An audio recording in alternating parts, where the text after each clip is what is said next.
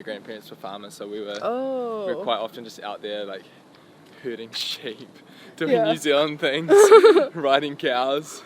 I think anything that just makes no sense interested me.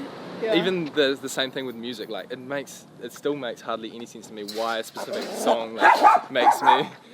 At one point I had maybe 3 or 4 managers. I didn't know that you had to like tell. I didn't know that you were only allowed one. Oh my god. Hi, this is Lauren and I'm here with BAYNK. Hey, how's it going? So you were born in New Zealand, right? Yeah. Were your parents No, I wasn't. Sorry, I was born in Sydney, but I lived in New Zealand all my life. Oh, so when did you actually move to New Zealand? Maybe when I was like 1. Oh. Yeah. What made your parents like move to New Zealand? My dad's from New Zealand, so I think that was always the plan. Move back there. Sydney's super expensive, so yeah, that was sort of the ideal place to start a family. Yeah. Do you have some like early memories of like New Zealand and growing up there?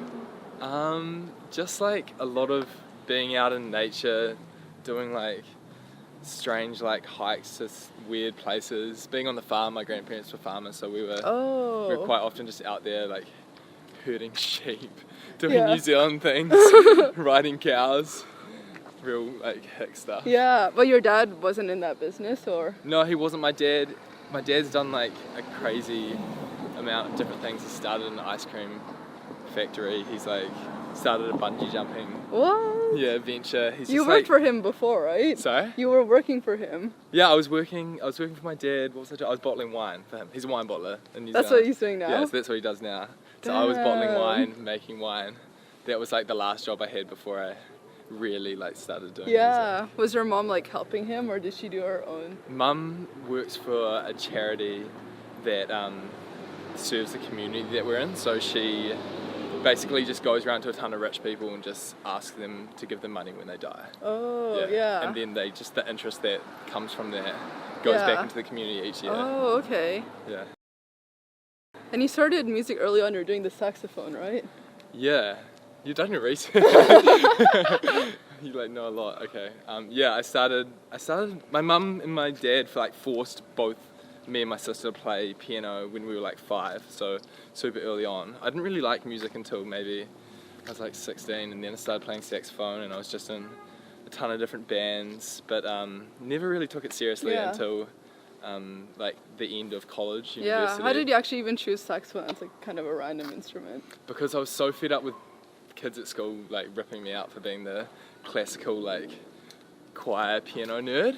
Yeah, I was just like, this is it, I'm like quitting piano. Maybe this is when I was like 13, 14, and I stopped playing piano for ages, and I started playing saxophone and guitar because I thought that would like make me cooler. But it didn't really.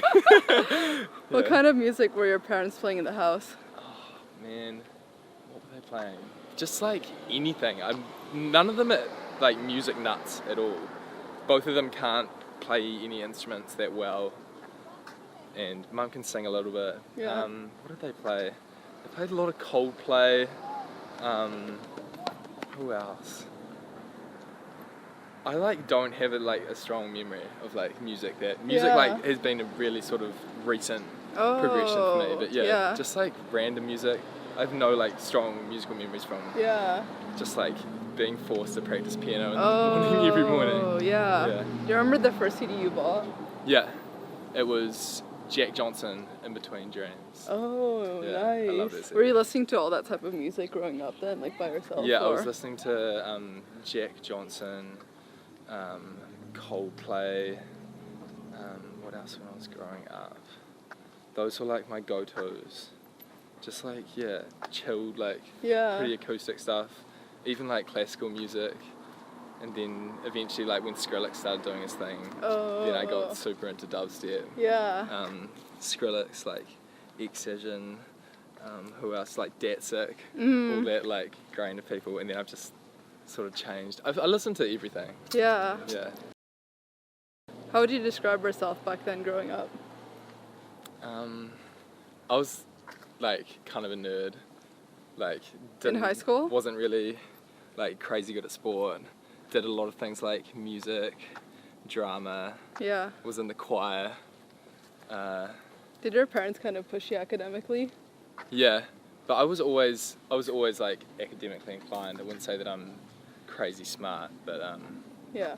I don't know. But that sort of academics came like naturally to me. So Yeah. So you liked going to school and learning stuff. yeah, I loved like winning. Like, yeah, So you're really I really wanted. competitive. Yeah, I was really competitive, academically and musically, just in anything. Yeah, I think my parents sort of like pushed it upon me at a young age that like, yeah, you should strive to be as good as you can at every single thing. So Yeah. yeah, that's what I did. Were your favorite subject in high school like more science-based already? Yeah, they were chemistry and physics were my favorite subjects. What about them? I don't know, I just sort of got them. And I eventually did that when I got to university. I did chemical engineering. Yeah. I'm not sure, yeah, it just worked. I liked sort of digging into why things would happen.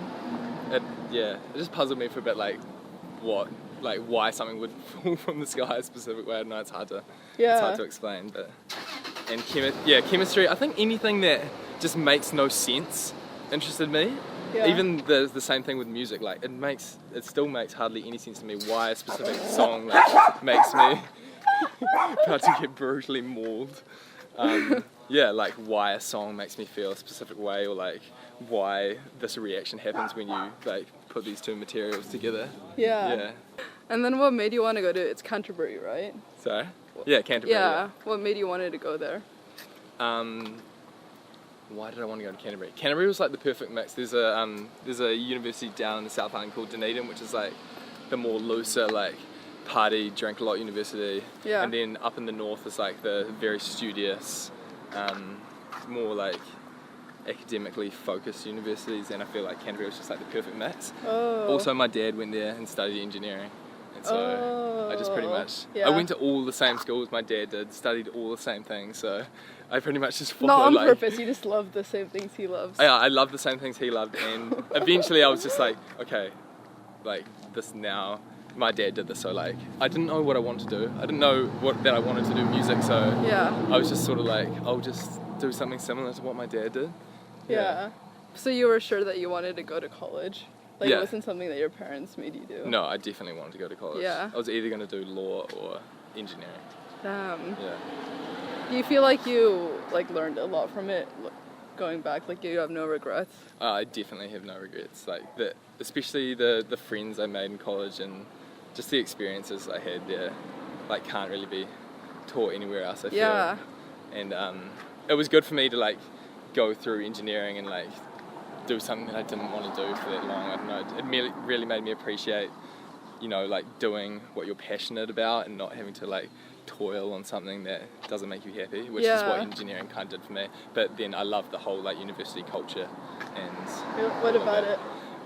It was particularly different for me and the people in my year group, because when we got to Christchurch there was a massive earthquake. Oh. Yeah, and a bunch of people died, and the whole like I've heard of that, CBD, the whole CBD got destroyed, and that was like 2 weeks after we got there. Wow. And so we all got sent home for a bit, and then we came back a few weeks later, and we had like lectures in tents for the rest of the year, and there was no like, you couldn't really, there was scaffolding everywhere, and you weren't allowed to go into specific buildings. Yeah. And in a way that meant that because we couldn't go out anymore, like you couldn't go to clubs, there were no live music venues, so the university have like these sections, like they've got an engineering club, like a law club, and they're just students who like organise events, so they became really important, and you'd just have like someone's house would be used like every weekend or like 2 or 3 times a week, and they'd change it up and they'd have different events, and they'd always ask students to play at them. So we set up a band, and that's sort of how like... Yeah, was that your first band? Yeah, that was my first proper band. Yeah. I was in one back in high school. Yeah, but were that you was doing the the one... guitar? Or? No, I was in that band. I was singing and piano and saxophone. We just sort of like mixed it up. But that's when I really... Because I hadn't really enjoyed music up until I started playing in bands and in university. So that's where like I was like, damn, this is fun. Like I could do this. Yeah. Over and over again. Did you start putting music out as a band? Like, do you remember the band name? It was called the Flannel Gamblers. I'm pretty sure we've still got a SoundCloud with like 30 followers or something. I think we made like 2 or 3 songs. I want to say they're amazing. They're not like amazing. What does it sound like? It was like some of it was like live drum and bass, and then the rest of it was just Live like sort of drum and bass. jazzy. That sounds cool though, like Yeah. jazzy band. Yeah. Not like rock then. Yeah, I don't know what it was. It was like it was a mixture of everything, because all of us were like from completely different backgrounds and wanted to make different music. Yeah. And no one knew how to make it, so we won a competition that meant we could go into a studio and get it like recorded by a professional, and we got that done, and then we got our first mix back, and I just remember hating the sound of it. It just like sounded like it was made in the 1960s or something. So I was like, this isn't going to work, and downloaded Ableton, and then just got obsessed. That's how you started? That's how I started, yeah. During that time where you started to listen to like the Skrillex, Static stuff, or? Nah, that was like 4 years ago. When I started listening to them, I just assumed that they were in bands as well when they played like instruments. Yeah. I didn't know about the whole computer. I think Skrillex was, they all. Yeah, he was in bands, right? Yeah. But I assumed that he made like Scary Monsters and Nice Sprites, like all that dubstep stuff, like on instruments, like, and like it wasn't all computer based. I just assumed like they had some crazy instruments that did that, which they did, but they were on the computer. Yeah. And so I just didn't understand it. And then as soon as I started using Ableton, I was like, damn, this is like how they do it. Yeah. But at that time, I'd started listening to Flume and Rusty and a lot of that sort of Australian wave of like really interesting producers. And Cashmere Cat, people like that. Flume was super big inspiration for you, right? Yeah, massive. What about him? Just like his sound was so groundbreaking. It still is, but like back then it was just like, I remember listening to it just thinking like, wow, like this is completely fresh. I've never heard anything like this before. That was so inspiring for me. Just like something brand new. And that's what I've been chasing since day one. I still don't think I've got there at all, but like, yeah, just something completely different. Yeah, and then after you started doing it, did the band like just dissolve, or what happened? Yeah, we had all like, we were all studying different things at university, and everyone was like set in their career path. And also I got really serious about our band. I wanted our band to be like, I was like, I can't do chemical engineering. I need to like do this, be in this band, or do something else. And people just weren't taking it as serious as I was. And I'm also quite a perfectionist, so I was like telling everyone how to play their parts. And when someone didn't, like, I wasn't being mean about it, but when someone didn't play their part right, I'd be like, could you please just play that the octave up, or like that last note, like play it a bit louder. And so, yeah, once I got onto the computer and I realized I could just change that myself and do it all myself, that was the real turning point. And then was that the same time that you came up with your moniker BAYNK? After Ableton, all like at once, kind of. Yeah, it was like, how long was it? It was like 2 or 3 months later. 3 or 4 months later. Yeah. So that's your first like solo artist name. You didn't really put out anything before. No. And how did you choose BAYNK? I just thought of it in the shower. I just wanted it to look cool when it was written down. Yeah. Yeah. There's no I wish I had a crazy story for it, but I don't. Everyone says that, but I'm just like, Does everyone say that? Yeah, I'm sure they do. And did you start putting out stuff straight up to SoundCloud, or? Yeah, I put one song, I put a remix of Odessa up to SoundCloud, and I deleted it straight away. Why? Because I just didn't think it was good enough. Oh. Yeah, and then I put one song up, and the next song up, and it didn't do that well. Or like, I just didn't know how to promote or anything. I didn't like tell anyone about it. I just like uploaded it. And I think I only had like 80 followers or something. And then I was so unhappy with the fact that it didn't like get any traction that I was just like, I gave up for like the next 2 months. I was just like, nah, it's never gonna happen. And then I went traveling through Europe, and about that time some blogger found it. I think a blogger from Hilly Dilly found it and then wrote a piece on it. And then it just picked up some real traction. And then I got asked to play this big festival in New Zealand. Laneway. Laneway. Yeah. And that was a big deal. Well, were you having traction? Like, did you have fans go to see you in Laneway? Yeah, it was packed out. I think there were like wait, so how long there. After was it that the Hilly Dilly wrote about you? How long was Laneway after? Yeah. Maybe like 6 months. Oh my god, brutal. I'm mostly just scared that I'm gonna drop this. Oh, that's so fast, and so many people came for you within 6 months. That's huge. Yeah, it was super Wow. fast. There was a lot of, I think it was, the Laneway Press were really good at sort of putting out a lot of content on me, and I think people just loved the fact that I was there with like one song. Didn't really know what I was doing. Yeah. Yeah. And then how were you able to gain like momentum since that song and the Hilly Dilly? I honestly like don't really understand how it all happened. My manager was a huge part Oh, how did in you meet making that him? happen, just on the internet. Okay. At one point I had maybe 3 or 4 managers. I didn't know that you had to like tell. I didn't know that you were only allowed one. Oh my gosh. So I had a lot of their assistants and stuff hitting me up being like, oh, I can like manage you, I can help you, like we can get you these like remixes and these features and whatnot. Yeah. And so I said, okay, sure, like, you can help me.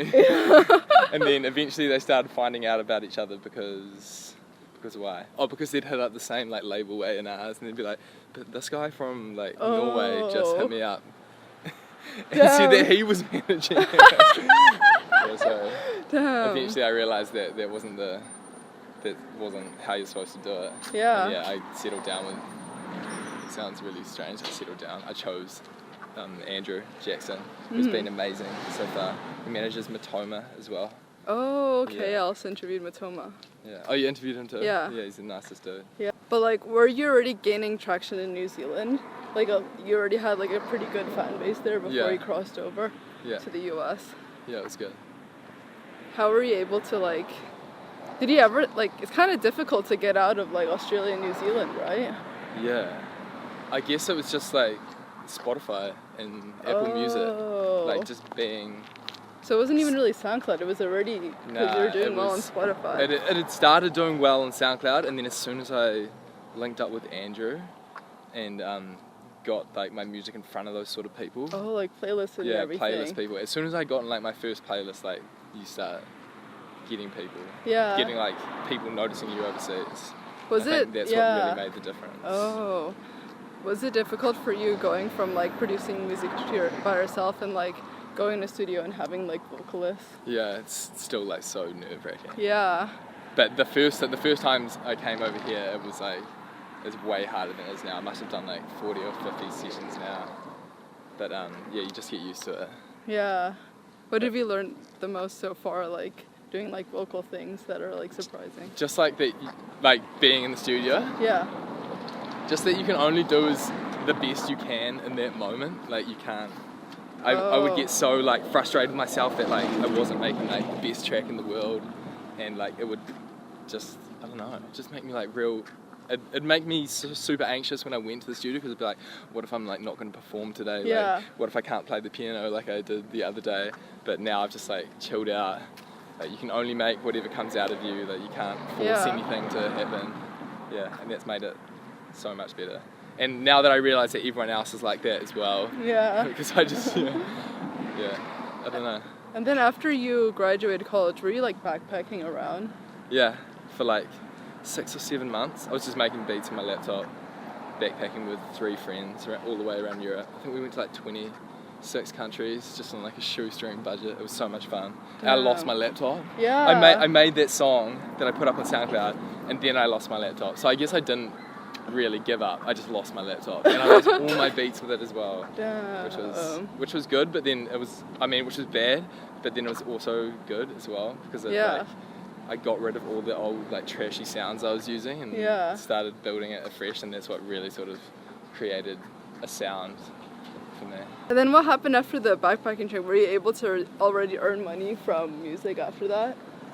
No. For like a study? I think I went back to work for my dad. And I did music, and then eventually I managed to. I wouldn't have been able to do it if I wasn't working for my dad. But like the more money I would get from music, the more hours I would cut down. So I was like, if I got like a little bit of money from music that week, then I'd only work like a 30-hour week. Yeah. And then I think it was maybe like 6 or 7 months ago that I fully cut it out. Maybe a year. Yeah. Yeah. And your parents have been like really supportive since that jump. Yeah, so couldn't ask for like any more supportive parents. Yeah. How do you think your music has changed from the early songs you made? How do I think it's changed? I guess it changes with the music I listen to generally. And the better I manage to get my production, the cleaner it sounds. I don't know. How about the style itself? I guess I've sort of started straying away from like simpler, like 4 to the floor stuff and going into like a bit more complicated hip hop. I've started listening to as soon as I got to America, I started to listen to more like hip hop and like rap, and I never listened to hip hop or rap until I got here. And I feel like that's had a real big effect on the music that I'm making now, and maybe like the last 2 songs I put out. Yeah. Is that something you're trying to get into, more of those like beat stuff then? I think so. I think I'm like might use a little bit, or start releasing maybe a couple of songs that are like that. Yeah. Or just have like a much more hip hop influenced side, but I still love like just 4 to the floor typical housey stuff. Yeah. And your branding is so cohesive with like the colors and everything. Thanks. Yeah. How were you able to like? Did you have like some inspiration for like that in your I think videos and everything? I think I just mainly from like scrolling through Instagram and Pinterest, you just work out what you like, and then you just like pin it everywhere. And then I sat down with my manager, I was just like, this is the colour palette I like, this is the style of photography I like. Yeah. And then we were just looking at the photos, and we were like, who took this photo? And then hit up this girl called Amanda Jasnowski, and she did all the photos for my EP and all the designing around my artwork. So it just worked out perfectly. Yeah. Yeah. And then the music videos has just always been something that I've loved doing myself. So I've just done the majority of them myself. Yeah, how are you? You weren't even really doing videos before music, right? Or did you watch a lot of movies so you like kind of picked up on it? Yeah, I watched a lot of movies, but mainly music videos, like other music videos. Oh, so you know like how it like should look and everything. Yeah, I'd almost just like copy. I'd just like copy like a specific shot and a concept that one music video had and try and like mend it with another one. I was really influenced by that Medium pop culture music video. Yeah. It's got that dancer Nathan Barnett in it. And I just love that music video so much. I feel like a few of my early ones were really similar to that one. Other than musicians, what artists are you influenced by? I'm starting to now get really influenced by just photography. I really like, it's hilarious, just like your typical like Instagram photographers. This guy called Brandon Waffle from New York just like does incredible with the lights and all the cotton colors. candy I love that stuff. There's a lot of other photographers that I'm really into as well. I just can't remember their names off the top of my head. Yeah. What else do I get inspired by that isn't music? Mainly that and like nature. It's going to like crazy places, like we just went out to Zion National Park in Utah. Wow. That was incredible. I do that quite a bit, like every 3 or 4 weeks I'll just go somewhere super weird.